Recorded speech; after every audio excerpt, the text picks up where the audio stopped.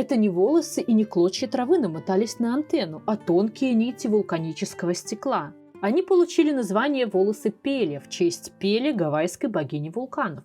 Волосы Пеле имеют золотисто-желтый цвет и внешне очень похожи на сухую солому. Они образуются во время извержений вулканов, фонтанирующих базальтовыми лавами, которые поднимаются в воздух во время сильного ветра. Ветер вытягивает капли горячей слабовязкой лавы в тонкие нити диаметром до 1 мм, которые иногда уносятся на несколько километров от источника. Длина отдельных волокон может достигать 2 метров.